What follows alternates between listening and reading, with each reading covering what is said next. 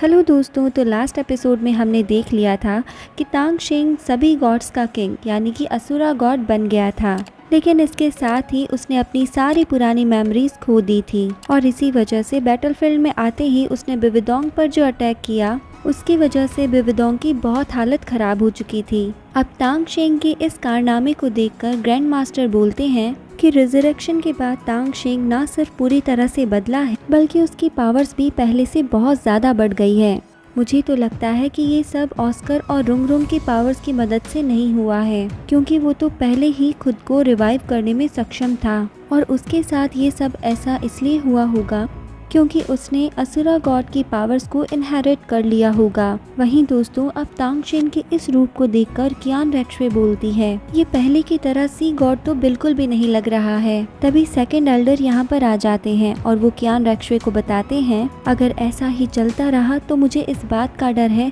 कि हम बहुत ही जल्दी मार्शल सोल एम्पायर को खो देंगे। जिसके बाद कियान रेक्शुए बोलती है कि अगर बिविदोंग तांग शिंग से डील करने में नाकाम रहती है तो उसे तो मरने दो, क्योंकि उसके मरने के बाद तांग शिंग को मैं आराम से हरा दूंगी, क्योंकि मेरे में इतनी एबिलिटी है कि मैं उससे लड़ सकती हूँ। ये बात सुनकर सेकंड एल्डर उससे बोलते हैं, तुम ऐसा कैसे बोल सकती हो, वो तो तुम्हारी माँ है। और क्या तुम ऐसा चाहती हो कि तुम्हारी माँ तांग शिंग के हाथों से मर जाए? और दोस्तों, ये बात सुनकर कियान रेक्शुए सेकंड एल्डर से कहती है, चुप करो तुम, वो मेरी माँ नहीं है। उसकी ये बात सुनकर सेकंड एल्डर उससे कहते हैं, अब मैं और चुप नहीं रह सकता, मुझे लगता है कि तुम्हें सच्चाई बता देनी चाहिए। इसके बाद वो कियान रेक्शुए को बताते हैं कि आप अपने फादर के कारण बिविदोंग से नफरत करती हैं, तो मैं आपको वो सब बता देना चाहता हूँ जिसके कारण बिविदोंग आपके फादर से नफरत करती थी। इसके बाद सेकंड एल्डर उसकी माँ के साथ जो उसके फादर ने किया वो सब कियान रेक्शुए को बताते हैं। दोस्तों, अगर आपको ये एक्सप्लेनेशन पसंद आ रही है तो आप लाइक, शेयर और कमेंट करके हमें ज़रूर बताएं। अब दोस्तों, सेकंड एल्डर कियान रेक्शुए को जो भी बातें बताते हैं उन पर कियान रेक्शुए को एक बार के लिए विश्वास ही नहीं होता कि उसकी मदर ने उसके लिए क्या कुछ नहीं सहा है,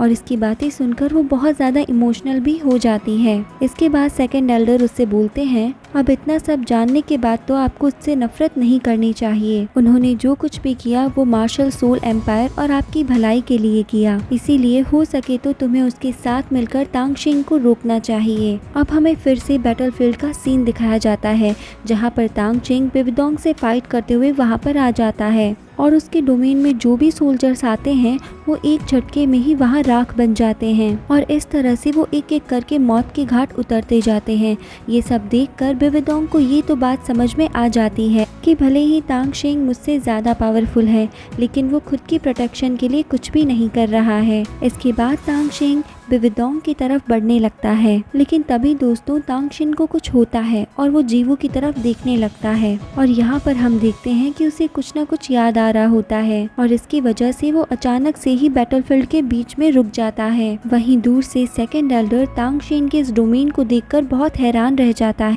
मानो कि इसके बारे में उसको कुछ ना कुछ तो पता है। इसके बाद में कियान रेक्शुए भी बिविदोंग के पास उसकी मदद करने के लिए पहुंच जाती है और उसको देखकर बिविदोंग उसे बताती है कि उसे तांग शिंग को मारने के लिए उसकी कमजोरी मिल गई है। ये बात सुनते ही कियान रेक्शुए भी बिविदोंग का साथ देने के लिए फाइट करने के लिए तैयार हो जाती है। इसके बाद कियान रेक्शुए बिविदोंग से कहती है, तुम इस गलत फहमी में मत रहना कि मैं तुम्हारे लिए यहाँ पर आई हूँ, मैं यहाँ सिर्फ मार्शल सोल एम्पायर के लिए आई हूँ। और दोस्तों, इस बात का जवाब बिविदोंग नहीं देती है। वहीं तांग शिंग दोबारा से जीवू की तरफ देखता है और अपनी असुरा सॉल फॉर्म को डिस्पेयर कर देता है और तभी कियान रेक्शुए मौका देखकर उस पर अपने स्वॉर्ड से अटैक कर देती है, लेकिन तांग शिंग बस उसे अपने एक हाथ से ही रोक लेता है। तभी उसे जीवू की हल्की हल्की यादें आने लगती हैं, लेकिन इसके बाद वो अपनी डोमेन को फुल पावर पर रिलीज कर देता है, जिसकी वजह से कियान रेक्शुए काफी पीछे जाकर गिरती है और इसी मौके का फायदा उठाकर बिविदोंग तांग शिंग पर अपनी साइते से अटैक कर देती है, लेकिन ये अटैक तांग शिंग को लगने से पहले ही जीवू यहाँ पर पहुँच जाती है और असुरा स्वॉर्ड से बिविदोंग के अटैक को रोक लेती है। ये देखकर बिविदोंग भी हैरान रह जाती है और सोचने लगती है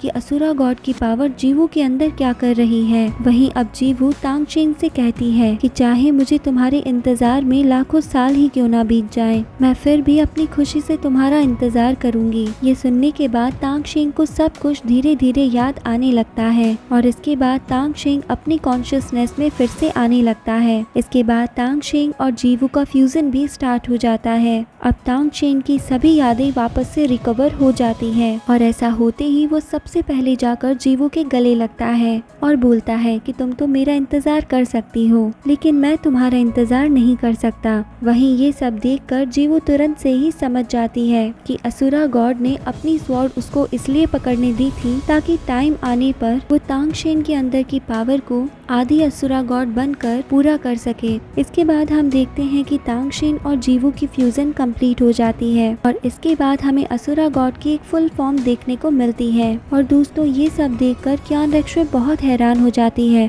और कहती है कि आखिर एक इंसान किसी गॉड के साथ फ्यूजन टेक्निक का इस्तेमाल कैसे कर सकता है। वहीं बिविडोंग भी कहती है कि वो तो पहले से ही सी गॉड था, तो अब वो एक ही बॉडी में दो गॉड्स की पावर को कैसे हैंडल कर पा रहा है। इसके बाद हमें तांग शेंग का सी गॉड और असुरा गॉड दोनों का ही एक साथ रूप दिखाया जाता है, जहां उसकी आधी बॉडी में असुरा गॉड की पावर तो आधी बॉडी में सी गॉड की पावर होती है। इसके बाद हम देखते हैं कि तांग शेंग असुरा गॉड की पावर को रिलीज करता है और इसका प्रेशर सभी को महसूस होता है। वहीं हम ये भी देखते हैं कि तांग शेंग के चारों ओर कई सारी मिलेनियम रिंग्स होती है। अब तांग शेंग कियान रेक्शुए और बेविडोंग को बोलता है, तुम दोनों ने गॉड होने के बावजूद भी यहाँ पर जंग को स्टार्ट किया और इसकी वजह से इस जंग में कई सारे निर्दोष लोग मारे गए, इसीलिए अब तुम दोनों को अपनी पनिशमेंट भी एक्सेप्ट करनी होगी। दोस्तों तांग शेंग के चारों ओर जो सोल रिंग्स है वो असुरा गॉड और सी गॉड दोनों की सोल रिंग्स हैं और वो इस बैटलफील्ड में इन दोनों की मदद से ही फाइट करने वाला है और ये सब देखने में काफी ज्यादा इंटरेस्टिंग होने वाला है। अब इसके बाद में तांग शेंग सी गॉड की पावर का इस्तेमाल करता है और वहाँ पर अपने सी गॉड फॉर्म में सबसे पहले वो कियान रेक्शुए से फाइट करता है। इसके अलावा वो सी गॉड की पावर से बिविडोंग को ट्रैप कर लेता है और कियान रेक्शुए पर भी एक पावरफुल अटैक कर देता है और इसकी वजह से वो काफी दूर जाकर गिरती है और इसके बाद वो जैसे ही वहाँ से दूर हटने की कोशिश करती है तभी तांग शेंग उसे सी पावर्स का इस्तेमाल करते हुए ट्रैप कर लेता है और अब वो उसे अपनी ट्राइडेंट से मारने की सोचता है और ये देखने के बाद बिविडोंग खुद को आजाद कर लेती है और ये देखने के बाद तांग शेंग यहाँ पर कई सारी असुरा स्वॉर्ड्स को ले आता है और उन दोनों माँ बेटियों से बोलता है, मेरे ख्याल से तुम दोनों ही फेयर फाइट करना चाहती हो, इसीलिए मैं आज तुम दोनों को दिखाऊंगा कि आखिर फेयर फाइट होती क्या है। इसके बाद हम देखते हैं कि तांग शेंग अपने दो डोमेन्स बना लेता है, जिसमें से एक डोमेन होता है सी गॉड का और दूसरा होता है असुरा गॉड का। और दोस्तों देखो ये देखने में कितना ज्यादा इंटरेस्टिंग लग रहा है कि तांग शेंग एक तरफ सी गॉड तो दूसरी तरफ असुरा गॉड की पावर से फाइट कर रहा है और ये फाइट अब तक की सबसे ज्यादा इंटरेस्टिंग और अच्छी फाइट होती है। अब तांग शेंग को ऐसा करते हुए देखकर